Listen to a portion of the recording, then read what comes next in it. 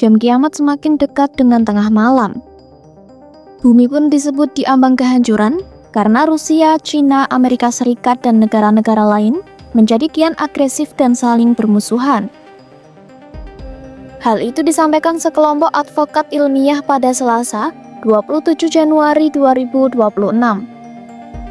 Bulletin of the Atomic Scientists menyebut, resiko perang nuklir, perubahan iklim, potensi penyalahgunaan bioteknologi hingga meningkatnya kecerdasan buatan tanpa kontrol membuat dunia semakin dekat dengan akhir zaman.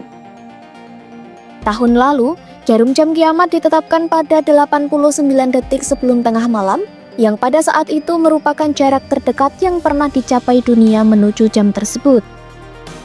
Ketua Sains dan Keamanan, Daniel Halls mengatakan, tahun lalu ilmuwan buletin telah memperingatkan sejumlah negara untuk mengubah arah menuju kerjasama internasional dan tindakan antisipatif terhadap resiko eksistensial, namun upaya itu gagal. Last year, we warned that the world was perilously close to catastrophe and that countries needed to change course towards international cooperation and action on the most critical existential risks. Unfortunately, the opposite has happened. Rather than heed this warning, major countries became even more aggressive, adversarial, and nationalistic.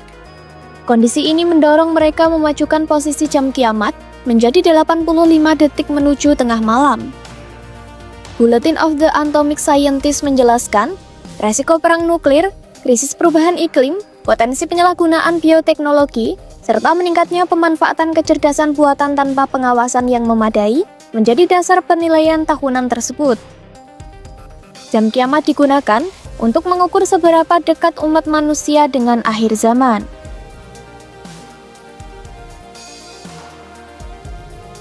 Pada tahun lalu, jam itu masih menunjukkan 89 detik menuju tengah malam. Namun sejak saat itu, pemahaman global yang selama ini dibangun dengan susah payah sudah mulai rapuh. Keruntuhan itu mempercepat persaingan kekuatan besar dan melemahkan kerjasama internasional yang sangat dibutuhkan untuk menekan resiko eksistensial. Mereka juga menyoroti meningkatnya ancaman konflik yang melibatkan negara-negara bersenjata nuklir. Perang Rusia dan Ukraina, konflik antara India dan Pakistan pada bulan Mei, serta kekhawatiran terhadap kemampuan Iran mengembangkan senjata nuklir pasca serangan Amerika Serikat dan Israel dianggap sebagai sinyal bahaya serius. Halls menegaskan, kepercayaan dan kerjasama internasional adalah kunci. Menurutnya, jika dunia terbelah, maka resiko kekalahan dunia akan semakin besar. Tak hanya itu, ancaman lain juga datang dari dampak pemanasan global.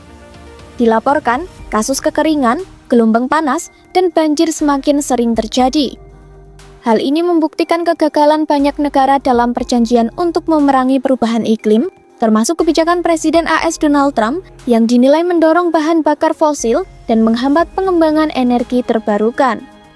Meski demikian, Presiden dan CEO Bulletin of the Atomic Scientists, Alexandra Bell menegaskan, keadaan ini masih bisa diperbaiki.